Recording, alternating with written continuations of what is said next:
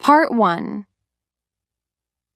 Once upon a time, there was a wise and good king.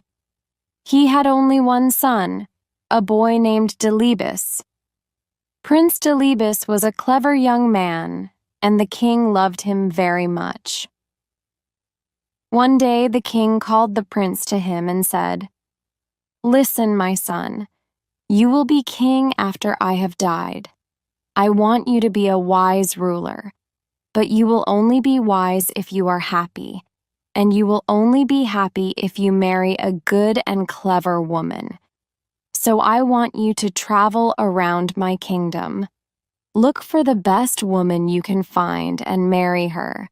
Then I am sure you will become a good ruler of our kingdom." So Delibes left his father's house, and he began to travel around the kingdom. He went to every town and every village. He met the daughters of rich men and the daughters of poor men, the daughters of nomads and the daughters of hunters. Some of them were beautiful, but they were stupid. Some were wise, but they were ugly. He couldn't find the perfect girl. He spent many years traveling. He didn't look like a prince anymore. His clothes were old and torn. His shoes were broken. One day, the tired prince lay down to rest under a tree. It was the middle of the day, and the sun was high in the sky. His food was finished, and he was very hungry. He fell asleep. When he woke up, he saw a girl. She was looking after her father's sheep. Delibes looked at her.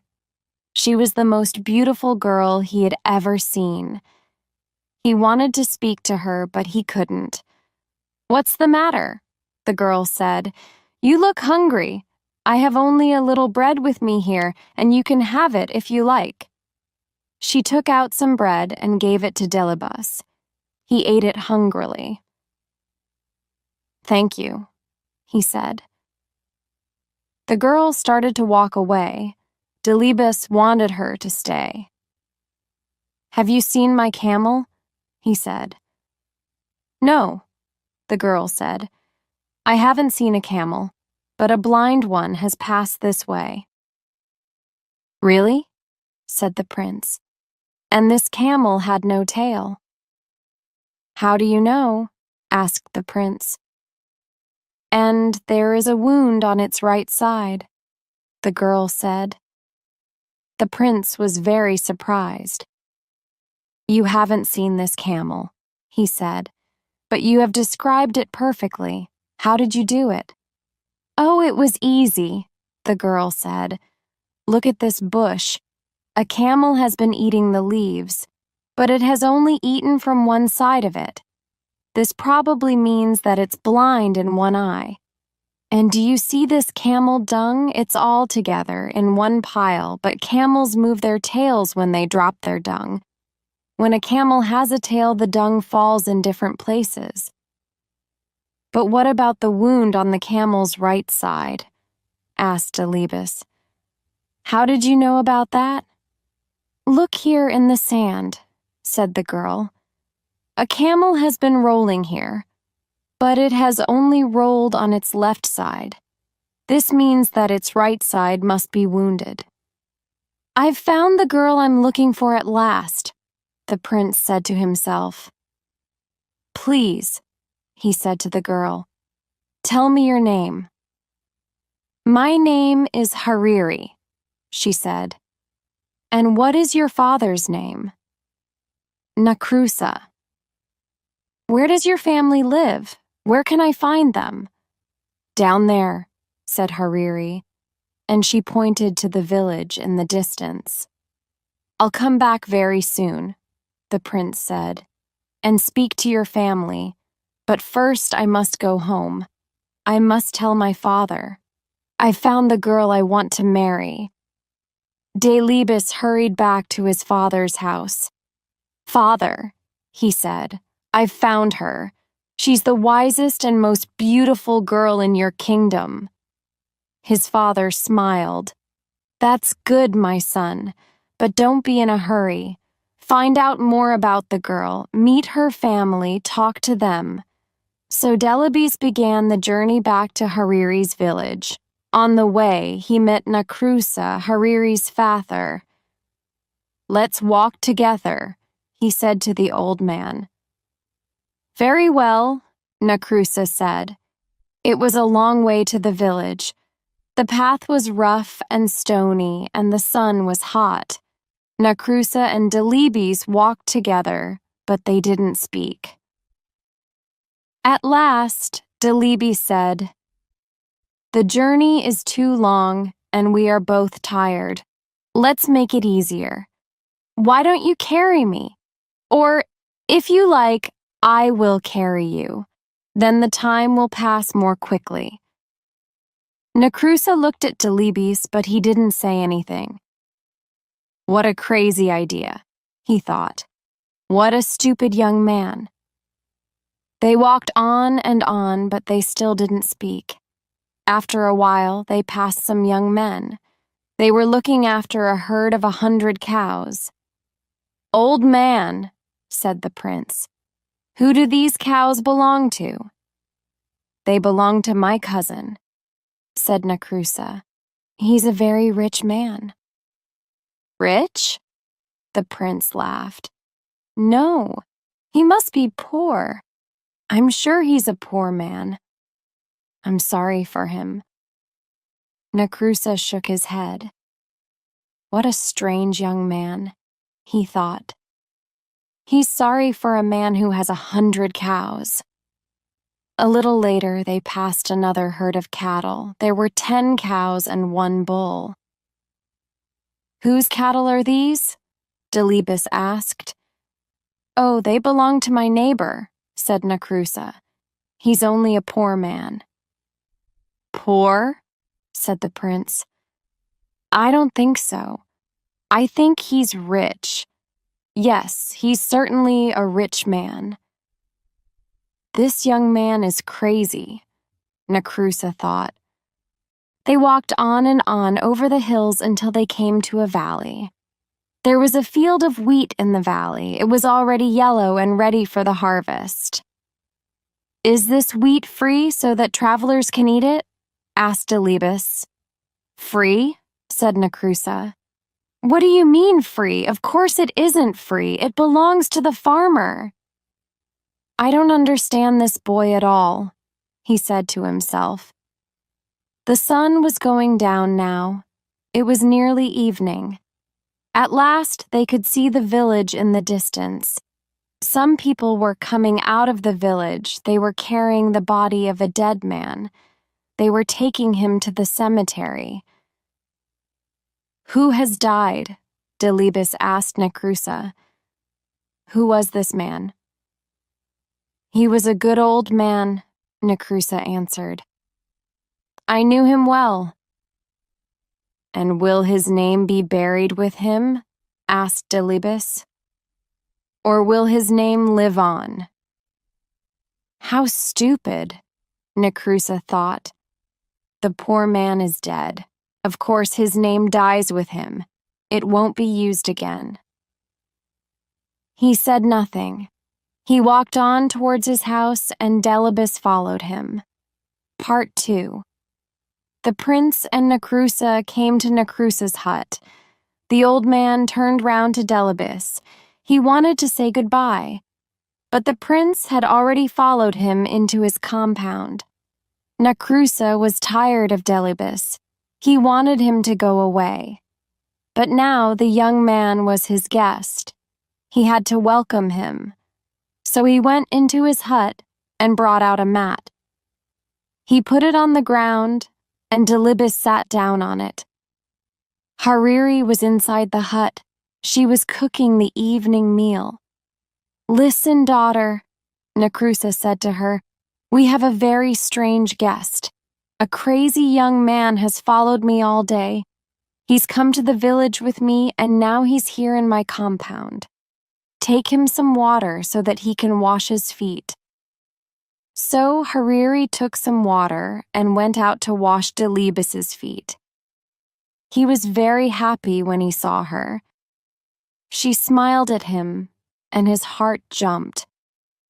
She was even more beautiful than before. "Why don't you put your feet on the mat?" she asked him. "Look, they're on the dirty ground." "But my feet are still dirty," Delibes answered. "You haven't washed them yet. If I put them on the mat now, the mat will get dirty too." So Hariri washed his feet. When they were clean, he put them on the mat. Hariri went back into the hut to find her father.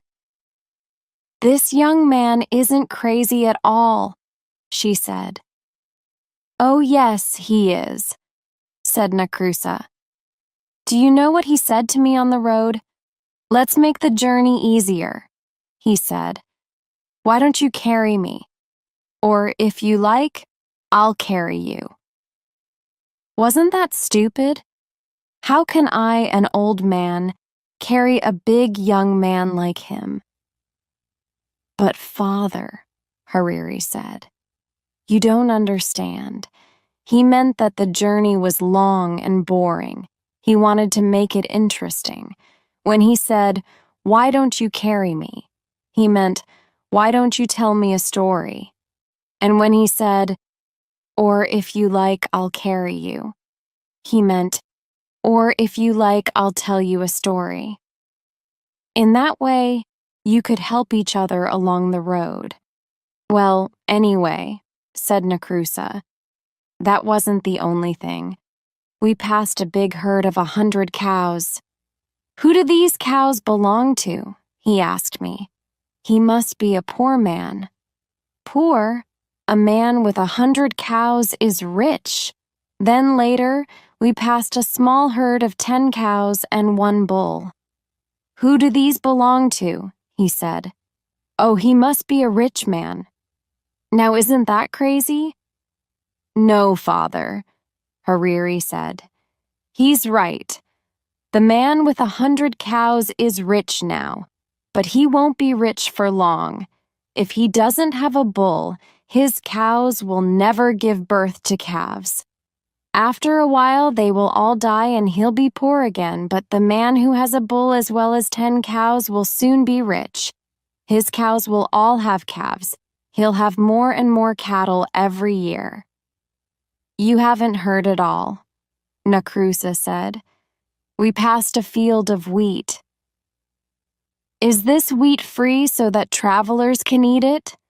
this stupid boy asked me. "Free?" I said. "Of course it isn't free. It belongs to the farmer, only he can eat it." "But father," said Hariri, "who is the farmer? Is he a generous man? Does he give food to the guests and travelers who come to his hut?" "Yes," said Nakrusa. "I know the man. He's a good man. He's always kind to guests and travelers." "And does he ask them to pay for their food?" asked Hariri. "Of course he doesn't," Nakrusa answered. "What kind of man asks his guests to pay for their food?" "Then the young man was right," Hariri said. "The wheat is free. Travelers can eat it without paying." "Well, perhaps," Nakrusa said. "But listen to this. While we were coming into the village, we passed a funeral. A crowd of people were taking a dead man to the cemetery. And do you know what this poor fool said? 'Will his name be buried with him, or will it be used again?'" "Oh," said Hariri, "that's easy to understand. He was asking you if the man had a son. The father's name lives on in his son. It's not buried with him. It's used again and again." Nakrusa was tired of talking to his daughter. He went to talk to her uncles. "My daughter's crazy," he said. "You have seen that strange young man sitting outside my hut. He asks all kinds of stupid questions. But my daughter likes him." "Does she?" said Hariri's uncles. That's good. Your daughter isn't a child now. She must get married soon. Why don't you let her marry him? He looks like a good man to us." "Oh, very well," said Nakrusa. "But it's all so strange. I can't understand it at all. They're both crazy." Hariri heard her uncles and her father. She was very happy. "He's so handsome," she said to herself, "and so clever. He's the best young man I've ever seen." Delibes was still sitting outside the hut on the mat. He heard Hariri's words. He was very, very happy. Part 3. The wedding was soon arranged. Delibes hurried back to his father, the king. "Hariri is a wonderful girl," he said. "The best girl in all Afar." "I am very happy for you, my son," the king said. "Send camels and cattle for the feast. Take some servants and all my armed men. Go to her house and marry her, then bring her back to the palace." "Oh no, father," said the prince. "She doesn't know that I'm the king's son. I don't want to tell her yet. I won't take any armed men with me. When I go to her house, I'll take only one servant. She'll think I'm a poor man. If she marries me, I'll know she really loves me." The king smiled. "Very well, my son," he said. "Go, but come back soon. I want to meet my new daughter." It was a long way from the king's house to Nakrusa's village. The prince and his servants started their journey early in the morning, but they walked all day.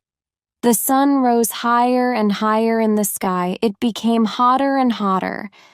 "I'm very hot and very, very thirsty," Delibes said. "I must have a drink." "That's all right, sir," the servant said. "Look, we're coming to a water hole. You'll find some water there." They came to the water hole and Delibes looked down into it. The hole was deep. The water was a long way down. "Climb down and fill my water bottle," Delibes said to his servant. "Oh no, sir, I can't do that," the servant said. "I don't want to fall and break my neck." So Delibes climbed into the water hole himself. He drank the cool, clean water and filled his bottle. Then he looked up at his servant. "Pull me up," he shouted. But the servant laughed at him. "Pull you up?" he said. "Why? You fool! I'm going to be the master now." He picked up a big stone and lifted it above his head. "He's going to throw it down and kill me," thought Delibes. "Wait a minute," he shouted. "Don't kill me. You'll never escape. Someone will soon find my body. They'll tell my father, and he'll send his men to kill you. I've got a better idea." The servant put the stone down. "What do you mean, a better idea?" he said. "We'll change our clothes," said Delibes. "You take my clothes and I'll take yours. You can be the master and I'll be the servant."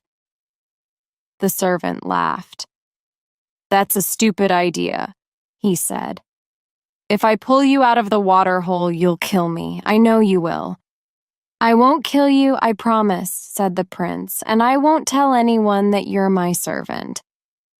The servant picked up the stone again.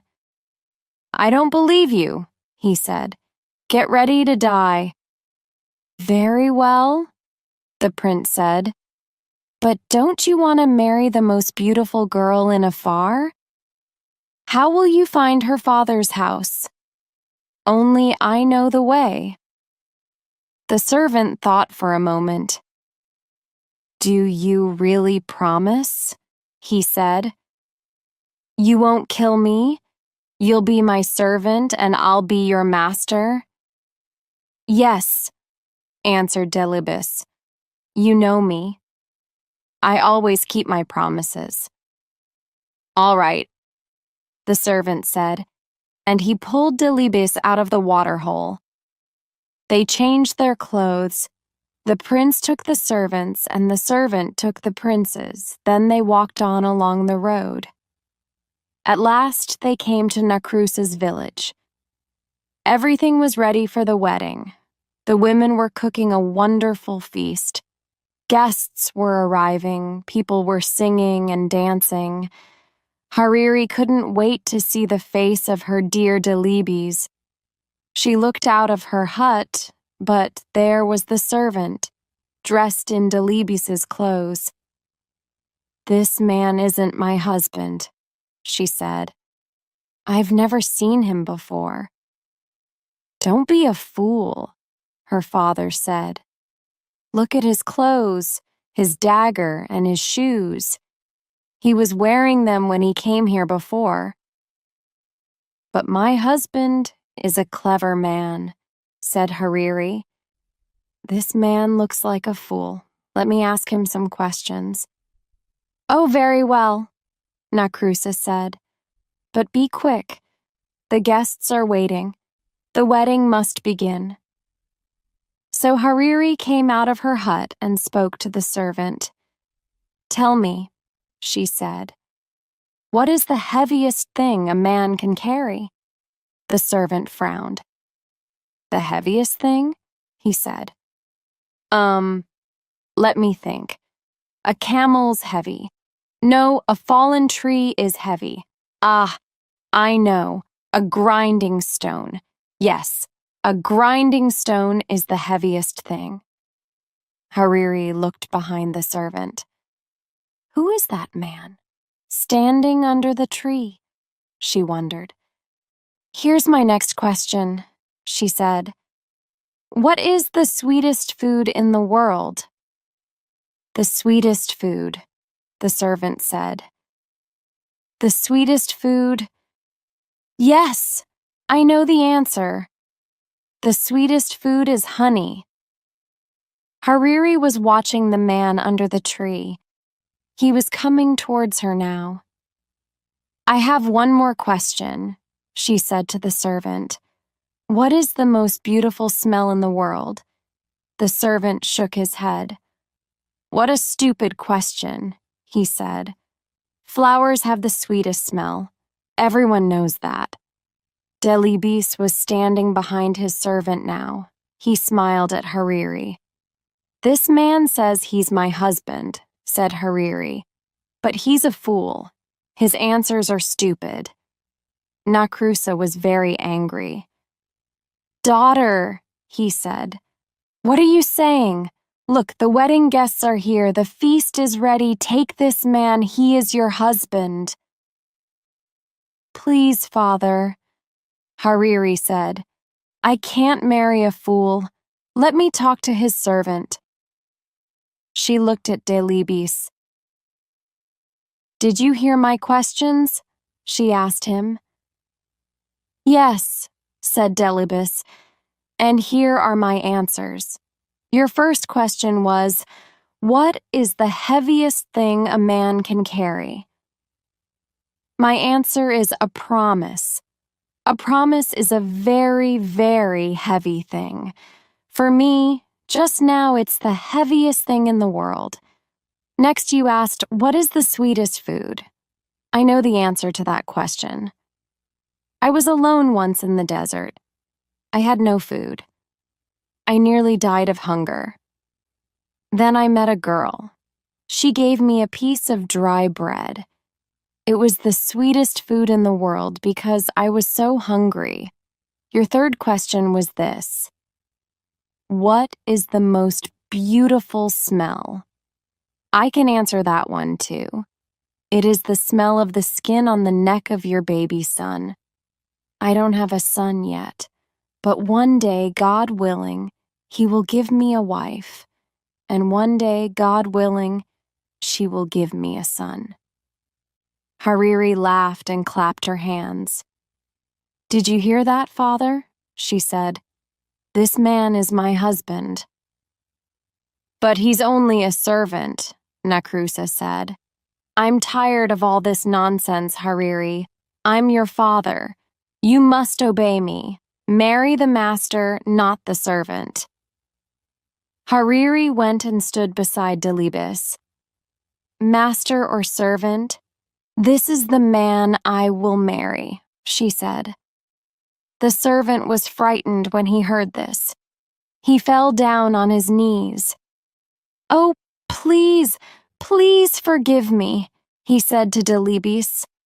I was a fool. Don't tell the king, your father.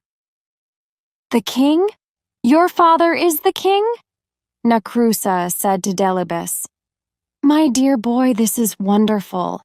Hariri, my child, you are right, of course. This is the right man for you. I always knew you were a clever girl. You're going to marry a prince. Where are the singers? Is the food ready?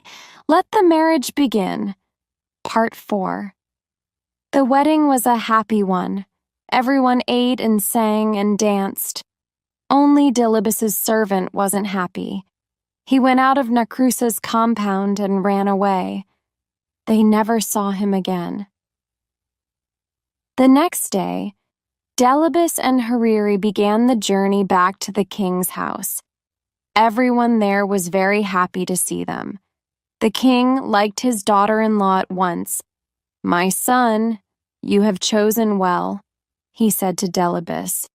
Now I know that one day you will be a wise and happy ruler. After a year, Hariri had a son. Delibis was very happy. He took his son in his arms. He smelled the skin on the baby's neck. It was the sweetest smell in the world for him.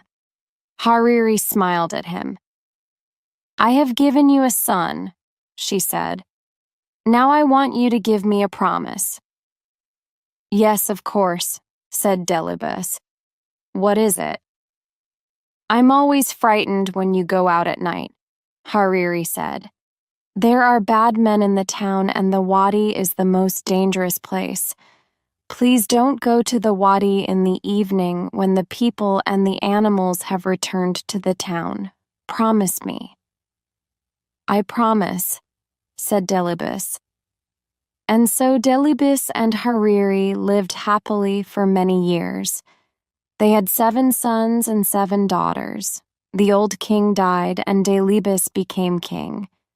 He was a wise and good ruler. The years passed.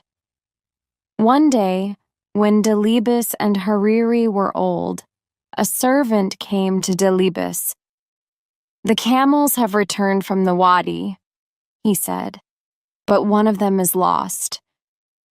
Delibis forgot his promise to Hariri.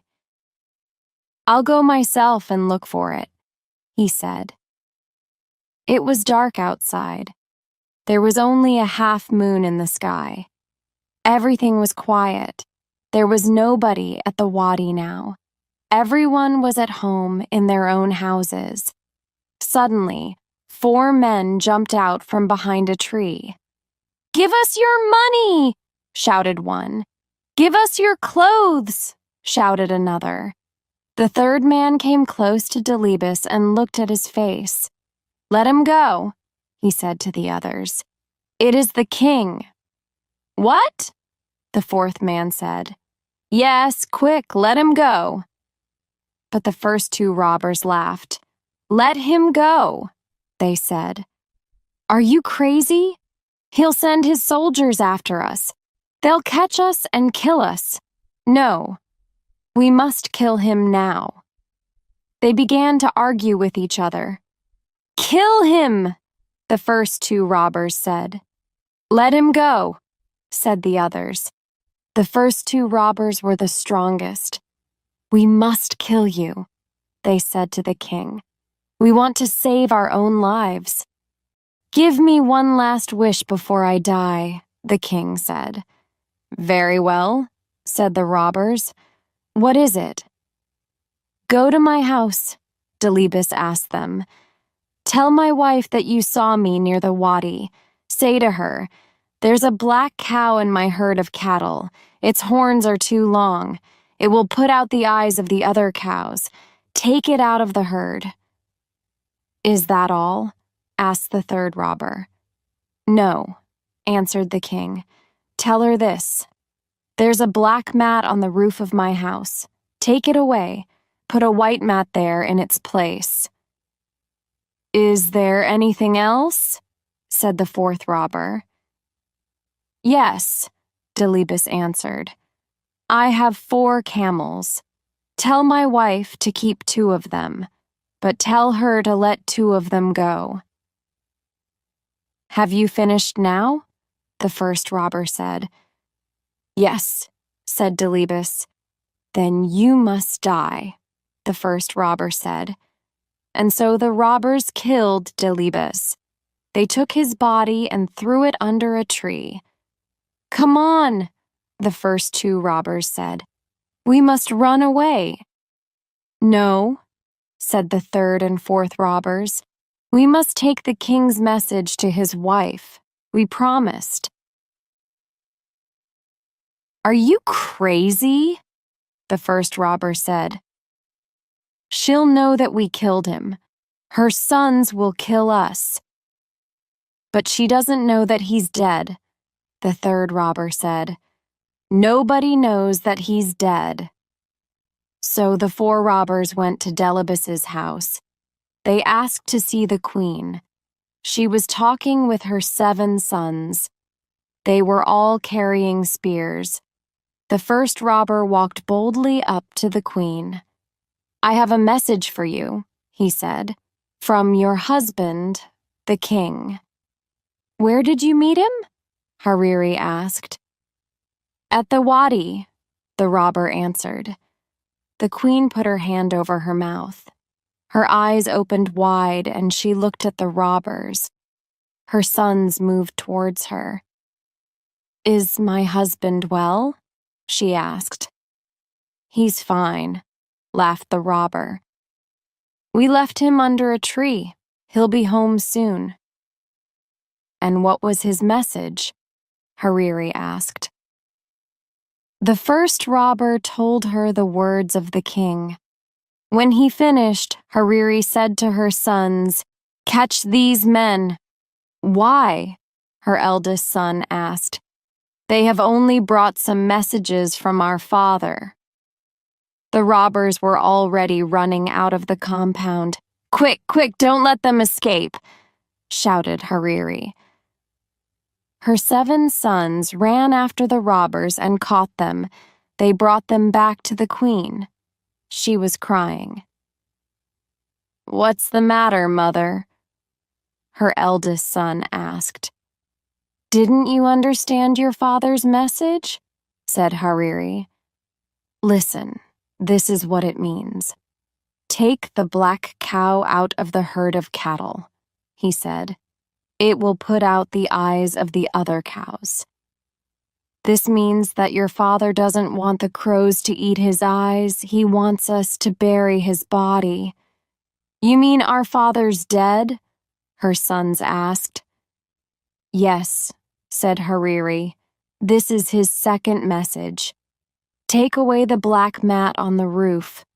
Put a white one there. He is dead, and he wants me to put white clothes on for him." "It was these men who killed my father," shouted one of the sons, and all of them lifted their spears. "Wait," said Hariri. "There was one more message."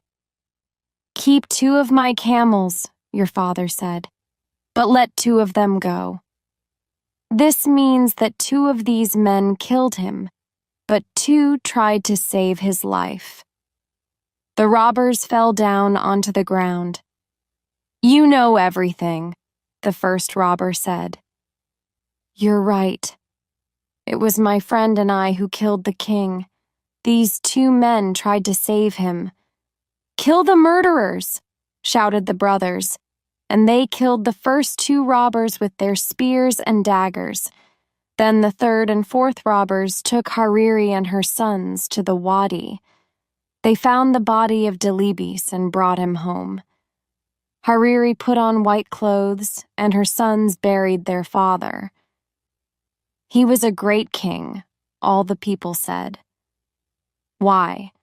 Because he was married to a good and clever woman.